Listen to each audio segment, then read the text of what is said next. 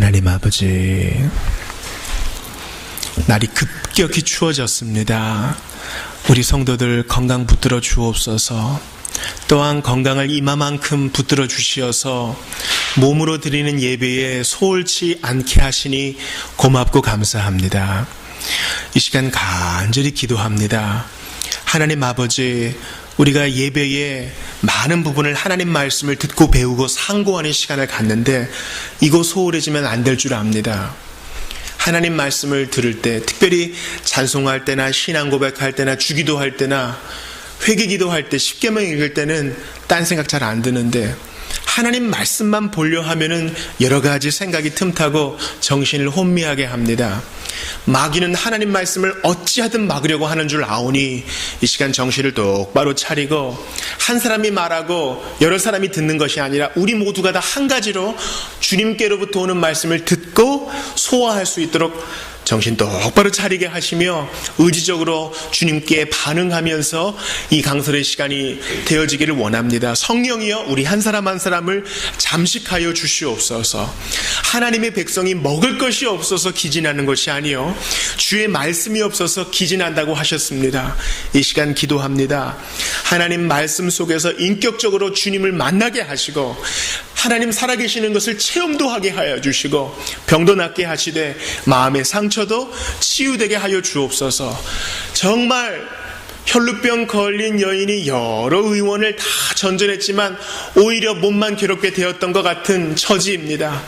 저희는 돈과 명예와 사람을 전전하면서 위로를 구했지만 어디에서도 위로를 받지 못했고 이제 주님 앞에 왔사오니 하나님이여 저희를 만져주시고 고쳐주시옵소서. 눈과 마음이 바로잡히게 하여 주시고 이전에는 생각지도 못했던 놀라운 비전을 받게 하여 주시옵소서. 기도합니다. 날이 추워지면서 연약한 사람은 더욱 연약함을 겪게 되는 줄 압니다.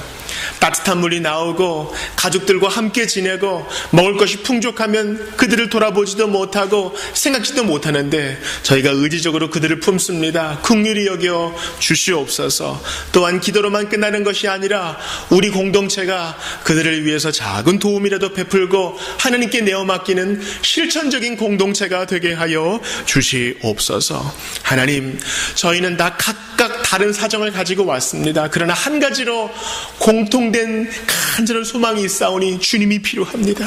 주님이 필요합니다.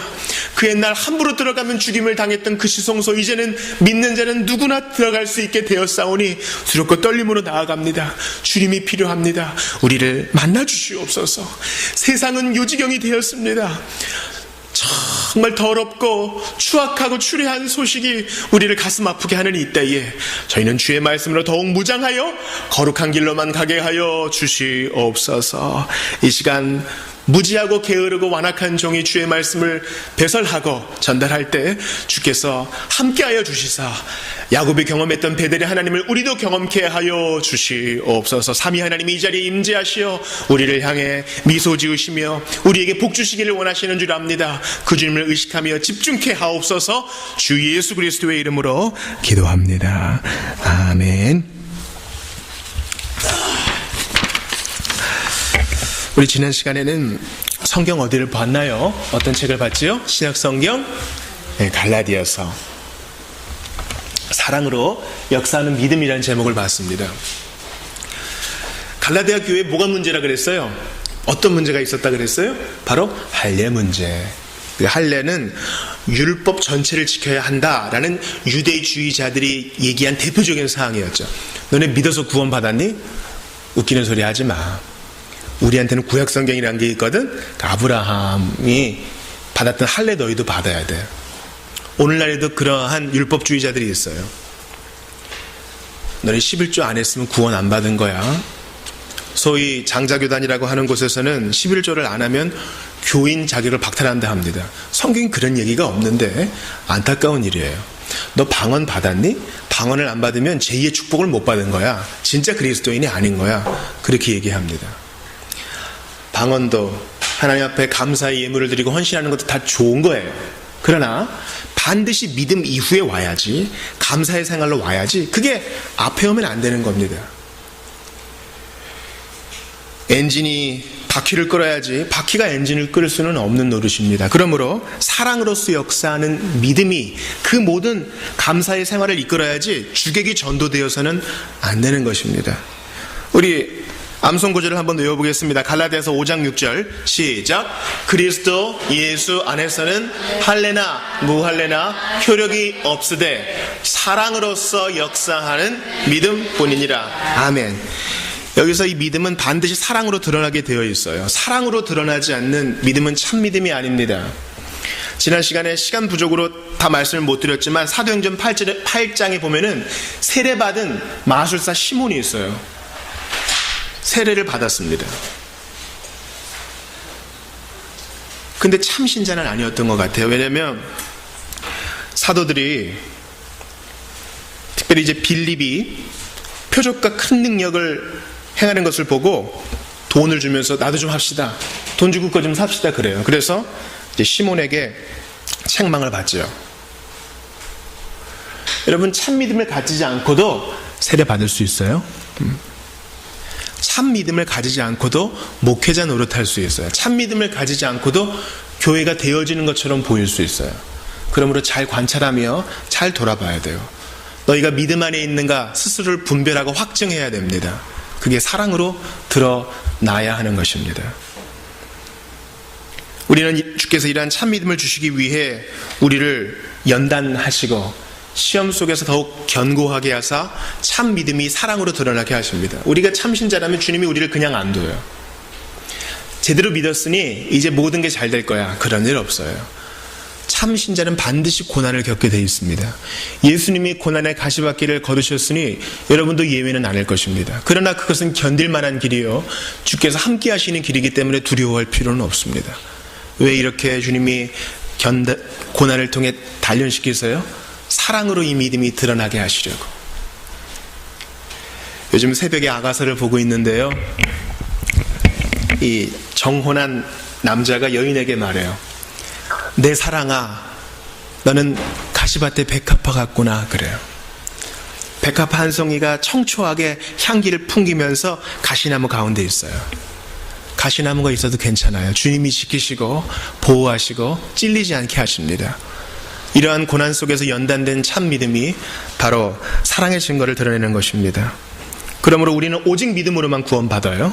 그리고 참 믿음은 반드시 율법을 지키게 되어 있으며 사랑을 행하게 되어 있습니다. 우리가 고난 가운데 불평만 할 것이 아닙니다. 주께서 내 믿음을 진짜가 되게 하시려고 연단시키시어 사랑을 드러내게 하시는구나. 그리스도를 향한 사랑, 이웃에 대한 사랑을 드러내게 하셔요. 주께서 우리를 흔들지 않으시면 우리는 절대 주님을 알아서 사랑하지 않아요. 이웃 사랑도 안 할 거예요. 이건 제가 장담할 수 있습니다. 모든 게 평안하면 다 잘 될 것 같지요? 절대 그렇지 않습니다. 나보다 나를 더 잘 아시는 주님의 계획 속에 우리가 있음을 기억하면서 우리는 주여 참된 믿음이 사랑으로 드러나게 해달라고 기도해야 할 것입니다. 오늘은 토타스크립투라 49번째 시간입니다. 바로 에베소서 말씀을 통하여 너희 마음의 눈을 밝히사 1장을 다 읽었지만 17절과 18절을 중심으로 은혜를 좀 나눠보고자 합니다. 제가 좀 도움을 받아야 되는데 우리 정민이 잠깐 앞으로 나와보겠어요? 네. 이런 일이 잘 없는데 한번 에베소가 어디 있는지 지도를 봅시다. 여기 한번 서주세요. 끝을 여기 잡아주세요. 사람들이 볼 수 있게 조금만 들어주세요. 자, 빳빳하게 좀 쫙 펴주세요. 좋습니다. 우리가 여태까지 토타스크립투라 이제 신약 시리즈를 계속하고 있는데 우리가 에베소가 어디에 있는지 좀 알아야 되겠어요. 여러분 오늘 주보 한 1면 보시겠어요? 주보 1면 보시면 The Epistle of Ephesians, 그래서 에피스텔이 잘 안 보일 거예요. 이게 편지, 서신이란 뜻이에요. 에베소 교회에 보내는 편지라고 나와 있으면서 왼쪽에 뭐가 있어요? 배가 있죠. 그러니까 에베소는 어떤 지역임을 알 수 있어요? 바로 항구임을 알 수 있어요. 자, 에베소가 어디 있는지 봅시다. 좀 들어주시고. 자, 잘 보이세요? 자, 에베소가 어디 있어요? 바로 여기 있어요. 더 해주세요. 에베소. 그러니까 여기가 이제 현재 우리 터키 지역이잖아요. 네, 터키 지역에 있어요. 자, 예수님이 태어나시고 또 활동하셨던 이스라엘은 어디 있을까요? 여기 있죠. 예루살렘이 여기 있고 이 부분에 바로 베들레헴이 있어요.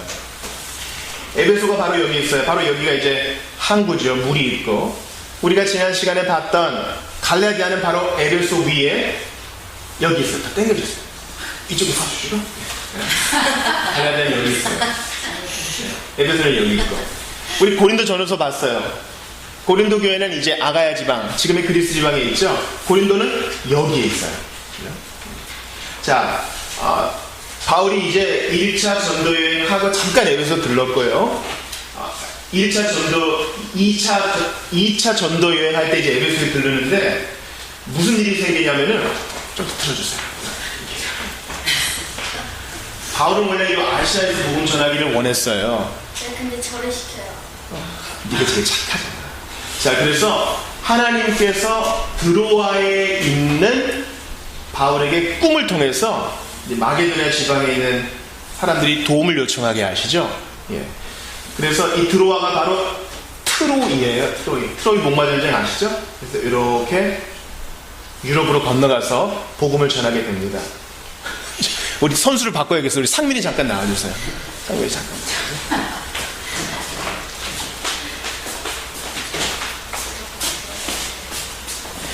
자, 이 항구 도시인 에베소에서 바울은 3년 동안 이제 두란노 서원을 세워서 하나님 말씀을 잘 강론합니다. 이 에베소는요, 고린도와 마찬가지로 항구 도시이기 때문에 여러 가지로 문란한 것들이 많이 있었어요.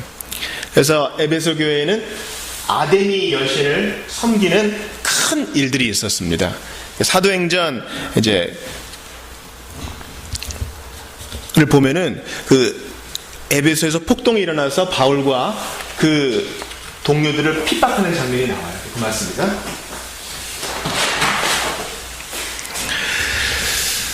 여러분들이 보셨던 이 에베소에는 고대 7대 불가사의라고 일컬어지는 아데미, 즉 아르테미스 신전이 있었어요.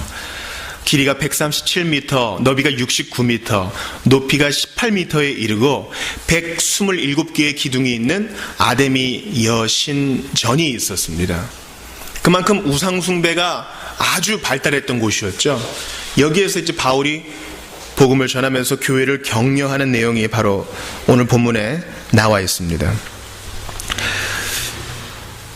오늘 특별히 에베소서 1장을 통해서 저는 후반에 있는 바울의 기도를 좀 주목하고 싶어요. 에베소 1장은 참 이 서신서의 여왕이라고 할 만큼 복된 내용인데요. 1장 1, 2절이 인사이고 3절부터 14절이 한 문장인데 바로 하늘에 속한 신령한 복, 이 예정이란 말이 계속 나오는데요. 이 예정과 선택은 우리가 회피해야 될 교리가 아니라 아주 복된 교리예요. 비록 내가 실패하고 주님의 손을 놓는 것처럼 보여도 하나님께서 세상이 지어지기 전에, 시간이 이제 시작되기도 전에 나를 아셨고 나를 부르셨다는 사실은 고난 중에 더욱더 위로가 되는 교리인 것입니다. 그리고 15절부터 23절은 이제 그러한 복을 받은 성도들을 위한 바울의 기도가 나와요. 저는 15절부터 23절에 나와 있는 특별히 17, 18절을 중심으로 여러분과 좀 은혜를 나누고 싶습니다. 먼저 이 기도를 보기 전에 3절부터 14절에 나와 있는 이 하늘에 속한 신령한 복이 뭔지 좀 여러분과 나눠보고 싶어요. 하늘에 속한 신령한 복은 철저히 삼위 하나님이 주시는 겁니다. 여러분 따라해 보세요. 삼위 하나님. 여기서 이 위는 위격이란 뜻이에요. 위격이란 말은 신학 용어인데요. 삼위일체를 우리가 배웠잖아요. 하나님은 한 분이세요. 그러나 어떻게 존재하십니까? 성부, 성자, 성령으로 존재하세요. 세 분이 아니에요. 한 분이시되 삼위격으로, 삼위로 존재하세요. 그러니까 이 땅에 있는 그 어떤 비유로도 삼위 하나님을 설명할 수 없지만 성경은 분명히 얘기해요. 천지창조 때도 아버지는 천지를 만드시고 무엇으로 만드세요? 말씀 대신 하나님 로고스 그리스도로 만드시고 그때 성령께서 수면 위에 운행하시죠. 그러니까 삼위 하나님은 성경 전체에 다 있는 것이에요.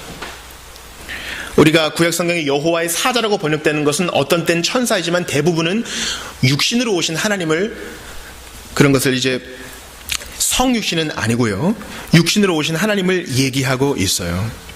그런데 에베소 1장에서 하늘에 속한 신령한 복을 주시는 분이 삼위 하나님인데 성부, 성자, 성령이 어떻게 나오나 봅시다. 우리 예수님이 세례를 받으실 때 성자는 물에 계시고 성부는 위에서 이는 내 기뻐하는 아들이라 말씀하시고 성령은 비둘기처럼 내려오시는 것처럼 삼위 하나님이 우리에게 복을 주셔요. 1장 3절을 보세요. 찬송하리로다. 하나님 곧 우리 주 예수 그리스도의 아버지께서 우리에게 모든 신령한 복을 주신대요. 성부가 나오죠. 성부가 나와요. 아버지 하나님이 나와요. 또한 4절을 보세요. 곧 창세전에 그리스도 안에서 우리를 택하사. 하나님이 우리에게 복을 주시는 통로는 바로 예수 그리스도 성자 안에서 우리에게 복을 주세요.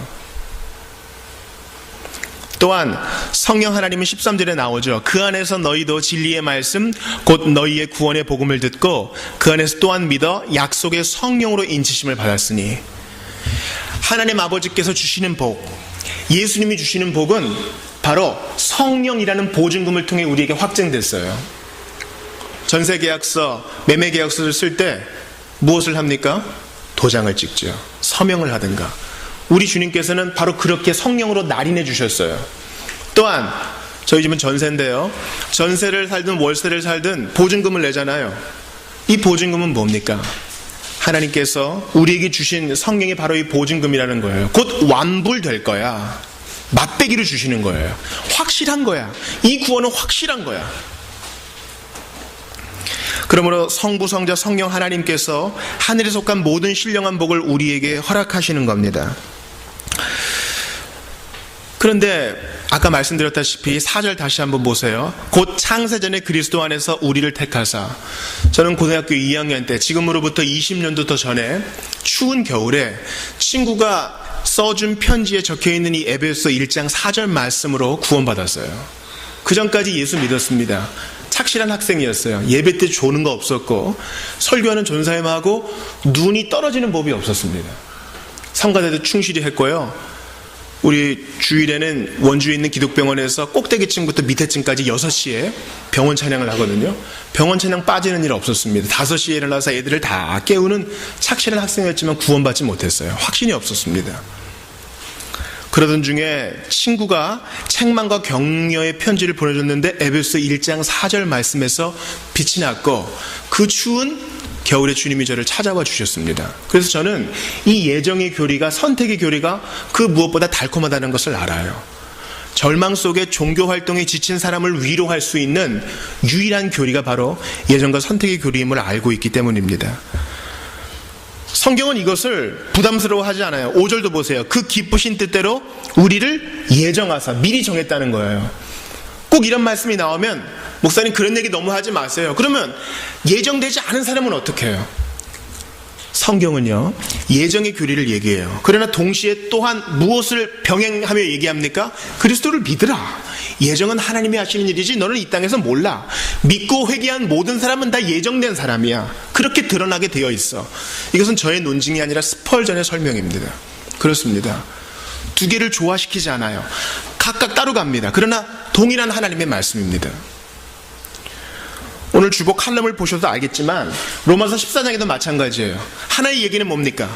만물이 깨끗해. 하나님이 다 모든 것을 선하게 하셨으니 다 먹어. 먹고 싶은 거 다 먹어. 선지국도 먹고 순대도 먹고 피 묻는 것도 먹을 수 있어. 이제 그리스도 안에서 다 먹을 수 있어. 돼지도 먹을 수 있고 낙타도 먹을 수 있어. 독수리도 먹을 수 있지. 그러나 또 하나가 가요. 형제를 위해 덕스럽게 하라. 화평을 지키라. 그를 위해 절제하라. 이거 같이 가요. 마찬가지입니다. 하나님의 예정하심과 믿음과 회개는 같이 가는 거예요. 그 둘을 조화시키는 자마다 이단과 사이비에 빠졌습니다. 이 예정의 말씀은 9절에도 나오죠. 같이 읽어보겠어요. 시작. 그 뜻의 비밀을 우리에게 알리신 것이요 그의 기뻐하심을 따라 그리스도 안에서 때가 찬 경륜을 위하여 예정하신 것이니. 그러므로 이 예정의 복을 받기를 원하세요? 이 따스한, 나는 금방 놓칠 것 같아서 이 구원을 향한 암벽 등반에서 떨어질 것 같아. 천만의 말씀. 하나님이 산꼭대기에 이미 앉히신 자로 우리를 예정해 놓으셨으니 우리의 부족함으로 인해 낭망할 이유가 없어요. 또한 11절도 보세요. 11절 우리 어린이들만, 청소년 어린이만 읽어봅시다. 11절 시작. 모든 일을 그의 뜻의 결정대로 일하시는 이의 계획을 따라 우리가 예정을 입어 그 안에서 기업이 되었으니. 예정을 입어서, 그러므로 믿고 회개하세요. 그럼 여러분은 예정받은 자입니다.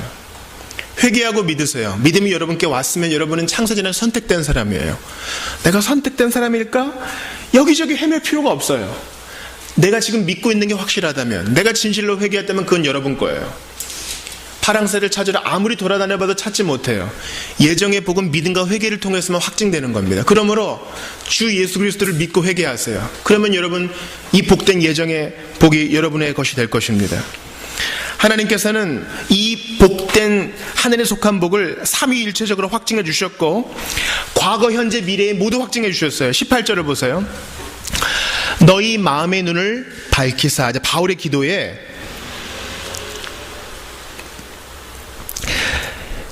과거와 현재, 미래에 주시는 하나님의 복이 확증되어 있어요. 너희 마음의 눈을 밝히사 그의 부르심의 소망이 무엇이며. 하나님이 불러주신 것은 과거의 일이죠. 우리의 구원을 위해 우리의 마음을 깨끗게 하시고 우리의 죄를 깨닫게 하시기 위해 부르신 것은 과거의 일이에요. 또한 18절 후반을 보세요. 그 기업의 영광의 풍성함이 무엇이며. 기업은, 여러분 따라해보세요. 기업. 저는 어릴 때 이 기업이 나오면 회사야? 무슨 컴퍼니인가 그렇게 생각했어요. 기업은 구약성경에 땅 배분을 많이 하잖아요. 그죠? 딸들도 땅을 요구하고 이 땅 때문에 보아스와 루시 결혼한 거 아니에요? 이 땅을 소중히 여겼어요. 땅은 여호와의 것이니까. 그죠? 아합이 나봇의 포도원 때문에 나봇을 죽이잖아요. 그 땅을 되게 중요하게 생각해요. 땅은 여호와의 것인데 이 땅을 통해서 말씀하시고자 하는 바는 뭡니까? 하늘에 있는 우리의 기업, 우리의 상이 예비되어 있다는 거예요. 줄로 재어준 구역. 주께서 우리에게 주실 상이 지금 쌓여가고 있어요. 하늘의 창고에 우리가 순종할 때마다 우리의 복이 쌓여가고 있어요. 우리의 면류관이 장식되어 가고 있다고요. 즉 우리에게 속한 복을 설명하기 위해 18장에서 과거, 부르심, 또 기업, 미래까지 얘기하고요. 19절 보세요. 같이 읽습니다. 19절 시작. 그의 힘의 위력으로 역사하심을 따라 믿는 우리에게 베푸신 능력의 지극히 어떠한 것을 너희로 알게 하시기를 구하노라. 19절은 또 현재예요. 지금 믿는 우리가 그의 힘의 위력으로 하나님께서 얼마나 부어주시는지 과거, 미래, 현재로 우리에게 알려주시는 거예요. 그러니까 보세요. 주변은 아무것도 안 변했어요. 그죠? 주께서 우리에게 큰 복을 주사 집을 갖게 하시고, 주께서 우리에게 큰 복을 주사 우리 애들이 1등하게 하시고, 주께서 우리에게 큰 복을 주사 로또 1등 대박 맞게 하시고, 이게 에베소 1장에 있으면 좋을 것 같죠? 근데 그렇게 안 해줬어요. 우리에게 진짜 필요한 게 돈이었다면 예수님 죽을 필요 없어요. 구름을 타고 다니시면서 얘들아 돈 받아라, 돈을 뿌리면 되지 않겠어요? 만약에 우리에게 필요한 게 병 나음이라면 주님 십자가에 달려 죽으실 필요가 없어요. 구름을 타고 다니시면서 백신 뿌려주면 될 거 아니겠어요? 근데 예수님은 죽었단 말이죠. 십자가에서 모질게 죽임을 당했단 말이죠. 우리에게 정작 필요한 것은 죄사함이요, 죄사함을 통해 심령의 거듭남이요, 용서받고 칭의 받아서 하늘에 속한 복을 받게 하는 것이었다는 사실입니다. 이게 바로 바울의 기도예요. 그래서 17절을 보세요. 이번에는 어른들만 읽읍시다. 우리 청소년 어른들만 읽읍시다. 시작. 우리 주 예수 그리스도의 하나님 영광의 아버지께서 지혜와 계시의 영을 너희에게 주사 하나님을 알게 하시고. 이러한 신령한 복을 받기 위해서 바울의 기도는 뭐예요? 하나님을 알게 하시고. 아는 게 중요하다는 거예요. 에베소 3장에서는 거기서 멈추지 않고 너희 속사람이 강건하게 되기를 바란다. 겉사람 얘기 안 하고 속사람 얘기해요. 계속 내면적인 거 얘기하죠. 이걸 아는 게 중요하다는 거예요. 이미 우리에게 복을 준 거. 제가 아까 20절 설명을 드렸잖아요. 20절도 보세요. 그의 능력이 그리스도 안에서 역사하사 죽은 자들 가운데서 다시 살리시고 하늘에서 자기의 오른편에 앉으사. 우리가 믿은 즉시 주님은 우리를 보좌 우편에 앉은 자로 봐주신다는 거예요. 이것을 너희가 아는 것이 신령한 복을 깨닫는 거야. 이게 중요한 거야. 돈만은 더 받고 집을 사고 좋은 차로 바꾸고, 이거보다 더 중요한 것이 바로 이미 우리에게 주신 복을 깨닫는 데 있다 그래요. 그래서 알게 하시고를 바울이 기도해요. 알게 하시고. 즐거이 배우고 가르치는 교회를 모토로 자비교회가 개척된 것이 바로 그 이유입니다. 이것을 모르는 성도들이 너무나 많이 있어요. 그래서 신앙생활이 부단한 봉사로만 점철된 일들이 많기 때문에 새로운 교회가 개척될 필요가 있었던 것입니다. 이것을 제대로 깨달아 알 때 감사의 생활이 나와야지, 감사의 생활만 계속 봉사와 헌신만 요구하다가 탈진하는 일들이 얼마나 많이 있어요. 바울의 기도를 또 들어보세요. 18절 19절이 한 문장이잖아요. 너희 마음의 눈을 밝히사, 잘 보세요. 마음의 눈을 밝히사, 우리의 외적인 눈이 아니라 마음의 눈을 밝히사 그의 부르심의 소망이 무엇이며 성도 안에서 그 기업의 영광의 풍성함이 무엇이며 그의 힘의 위력으로 역사하심을 따라 믿는 우리에게 베푸신 능력의 지극히 크심이 어떠한 것을 너희로 알게 하시기를 구하느라. 바울이 기도하는 건 계속 아는 거예요. 여러분, 우리가 기가 막힌 강연을 듣거나 기가 막힌 수업을 들어도 딱 끝나서 집에 가면 70%는 다 까먹습니다. 그래서 교육에 있어서 제일 중요한 것이 뭐예요? 따라해보세요. 반복. 우리가 오후마다 요리문답 하잖아요. 왜 그래요? 우리 자꾸 까먹거든요, 교리를. 그래서 네덜란드의 개혁교회는 오후마다 하이레벨의 글을 계속 반복해요. 매년마다. 어찌고서 어떻게 살아요? 천만의 말씀. 우리 까먹기 때문에 문제 없어요. 우리는 정말 잊어버리는데 정말 선수잖아요.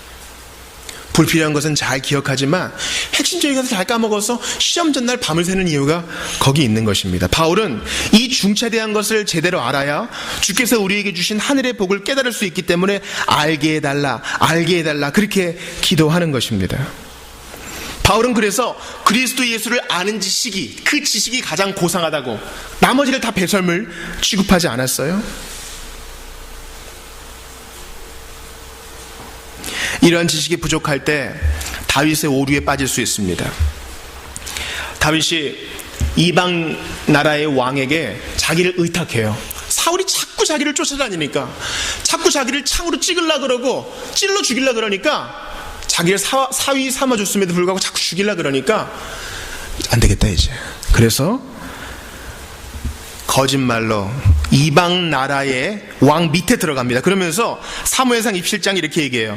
다윗이 그 마음에 생각하기를 내가 후일에는 사울의 손에 망하리니, 이런 얘기를 해요. 자기 동료들 다 데려다가. 그래서 이중생활을 하죠. 이것은 누가 봐도 옳지 않은 일이었습니다. 다윗도 그랬다면 우리도 그럴 수 있어요. 그래서 알게 해주시기를 바울이 계속 기도하는 거예요. 하나님이 얼마나 큰 복을 줬는데 이렇게 살 수 있는가? 계속 이것을 알고 깨달아야 성도다운 품위를 유지할 텐데, 그렇지 않은 일을 바울이 너무나 많이 봤기 때문에 성령 안에서 바울이 우리를 권면하는 것입니다. 하나님은 한 번도 우리를 떠나신 적이 없는데 다윗이 이러한 지식이 약해지고 깨달음이 약해지니까 인간적인 술수를 쓰는 거예요. 힘든 시험에, 싸움에 빠질 수도 있죠. 많은 신을 통과할 수도 있죠. 6번째 환난을 통과하고 7번째로 들어갈 수도 있습니다. 그러나 하늘에 속한 신령한 복을 우리에게 이미 주셨음을 깨달을 때 넉넉하게 견뎌나갈 수 있는 거예요. 그래서 유다서에서 뭐라 그래요? 단번에 주신 그 도, 단번에 우리에게 이미 주신 거. 그래서 우리는 새해가 됐을 때 새해 복 많이 받으세요 뿐만 아니라 이미 주신 복을 누리세요라고 인사하는 겁니다. 새해 복 많이 누리세요. 우리 한번 옆 사람이랑 인사해 봅시다. 이미 주신 복을 누립시다. 한번 얘기해 보세요. 이미 주신 복을 누립시다. 우리 교회 찬송집엔 그거 없는데요, 제가 좋아하는 노래 있어요. Heart and Soul이라는, 우리말 번역으로 이렇게 돼 있어요. 나 무엇과도 주님을 바꾸지 않으리. 그 다음 가사 아세요? 다른 어떤 은혜 구하지 않으리. 왜? 이미 우리에게 주신 하늘의 신령한 복이 너무 크기 때문에. 그래서 진짜 회심하고 은혜를 담뿍 받으면 주님께 이런 고백이 나와요. 주님, 이제 저는 괜찮습니다.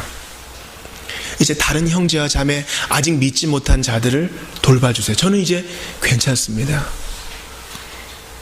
이미 주신 복이 너무 크기 때문에 다른 게 필요 없을 만큼 만족함을 누리게 되는 것입니다.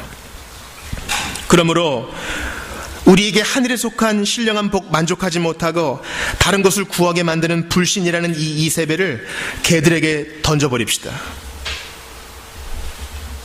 그럴 때 우리가 이 땅에서 당하는 육신의 어려움과 겉사람의 후패와 눈에 보이는 환난을 다 이겨낼 수 있어요.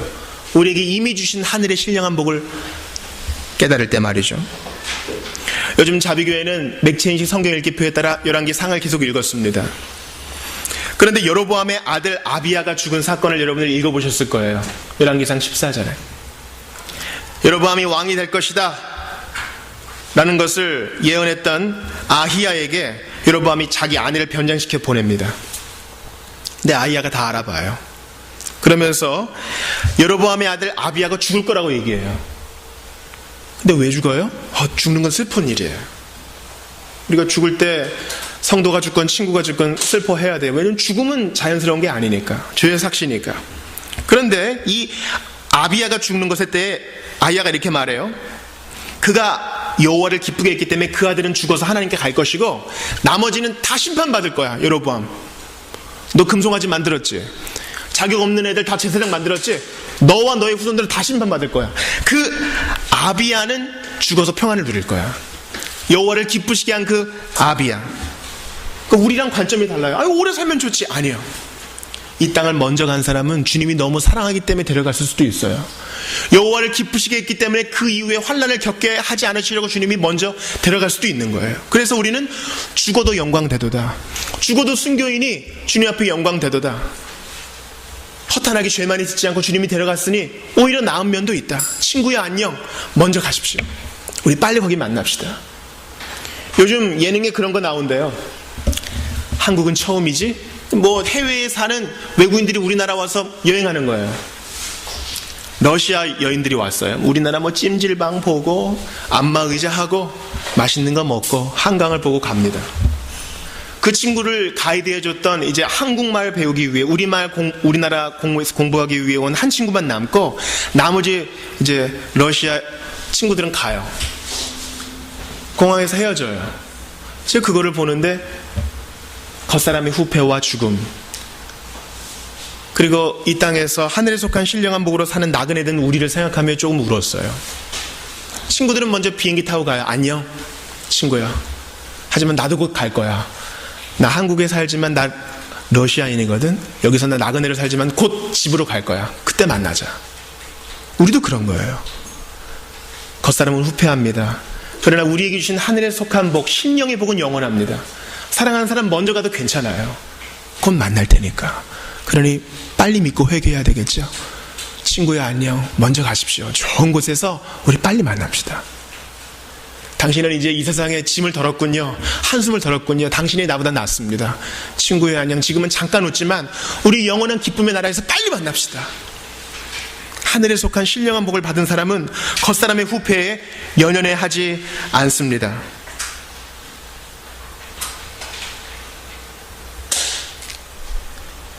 이스라엘이 사마리아가 적들에게 둘러싸였습니다. 사람들은 두려워 떨죠. 그러나 엘리사가 기도하고 그들의 눈이 떠지자 불말과 불병거가 그들을 둘러싸고 있는 것을 보게 돼요. 하늘에 속한 신령한 복을 받은 사람은 이러한 시각으로 세상을 봅니다. 세상이 요지경이잖아요. 약 타가지고 먹이고 이게 뭐예요?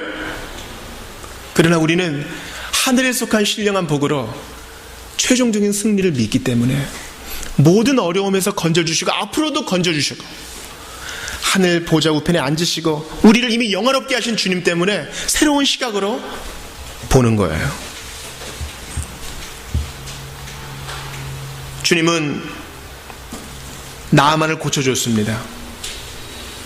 근데 나아만의 겉에 문둥병만 고침받은 게 중요한 거 아니에요. 여러분 문둥병 막 더러운 냄새나고 진물이 질질 나고 닦지가 않고 손가락 떨어져 나가고 아침에 일어나 보니까 코가 떨어져 나가고 그 병이 고침받은 거 좋은 거잖아요. 엘리사가 시킨 대로 해서. 근데 그런 나아만도 어떻게 돼요? 곧 때가 되면 죽어요. 그렇지 않아요? 나사로야 나오라. 죽었다가 일어났어요. 좋은 일이잖아요. 겉사람의 복이 받았잖아요. 아니요. 하늘에 속한 신령한 복이 더 중요하기 때문에 그는 그 복 받기 위해서 때가 되면 또 육신의 죽음을 경험해야 돼요. 그러니 제발 겉에 있는 복에 연연해하지 마세요. 그보다 더 슬픈 사람은 바로 그것을 옆에서 보면서도 믿지 못한 게하시에게 있어요. 엘리사는 그 복을 거절했어요.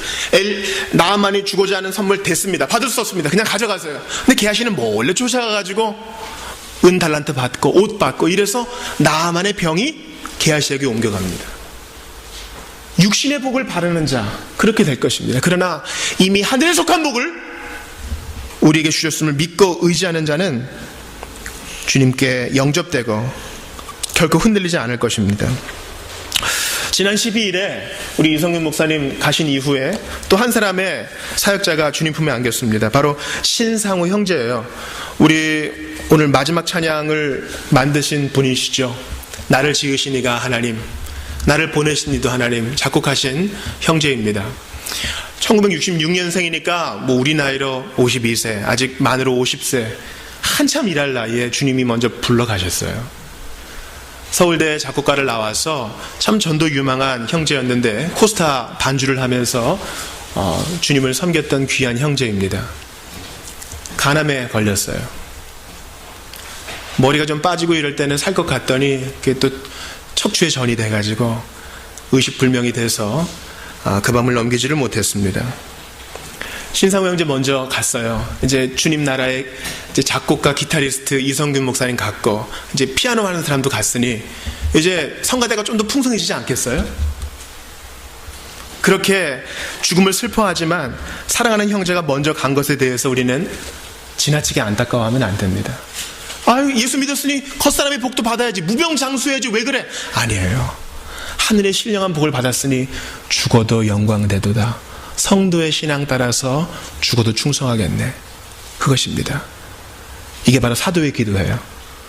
무병장수, 로또 1등, 100평짜리 집, 이런 거 기도하지 않았어요. 하늘에 속한 복, 이미 주신 복이 뭔지 알게 해 주시기를 원하노라. 마음을 밝혀주시기를 원하노라. 이게 사도의 기도예요. 이게 여러분을 향한 저의 기도이기도 합니다.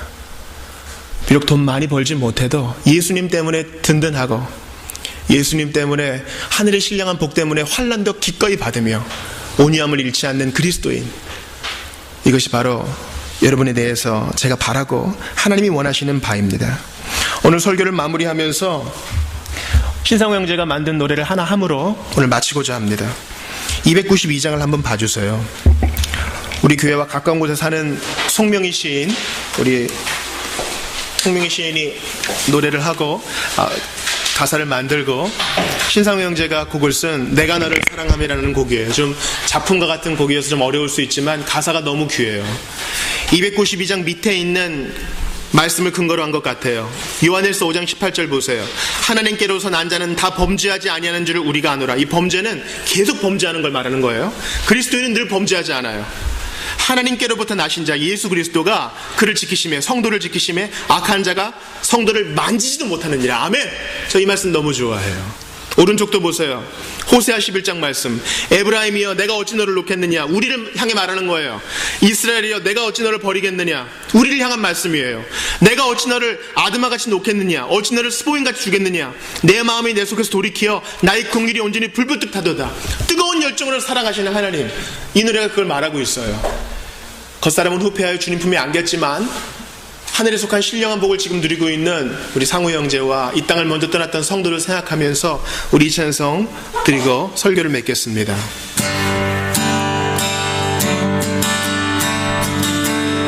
한번 들어보시고 따라하실 수 있는 분들은 같이 해보셔도 좋겠습니다.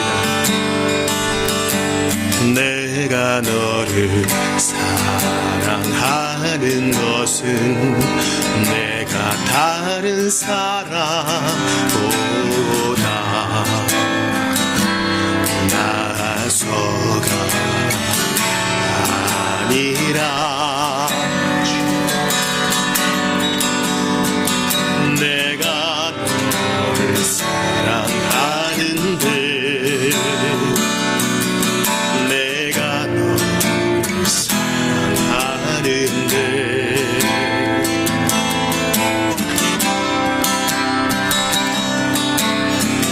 내가 너를 사랑하는 이유는 내가 죄를 짓지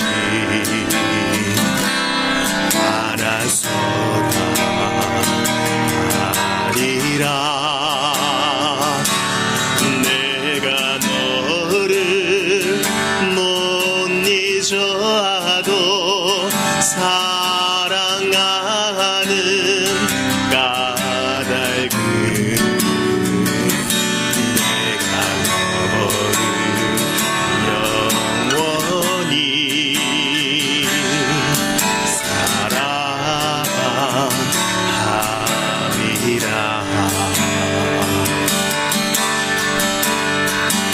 내가 너를 사랑하고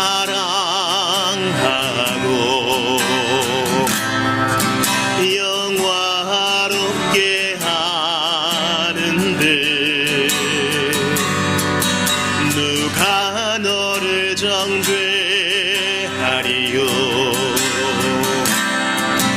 욕되게 하리요. 아무도 너를 만질 수 없음을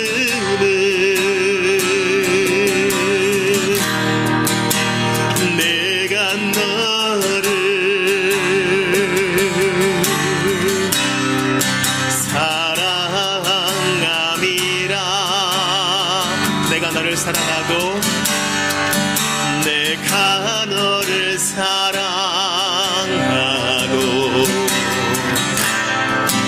영화롭게 하는데 누가 너를 정죄하리요 욕되게 하리요. 아무도 너를 만질 수 없음을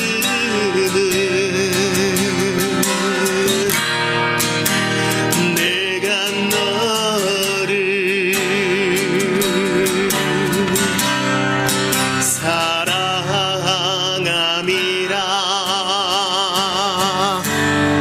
우리 시간 한 1분 정도 말씀 붙들고 기도합시다. 하늘에 속한 신령한 복을 우리에게 주셨습니다. 내가 너를 어찌 놓겠느냐 사랑하셨고 내가 어찌 너를 끊겠느냐 긍휼히 여겨주셨습니다.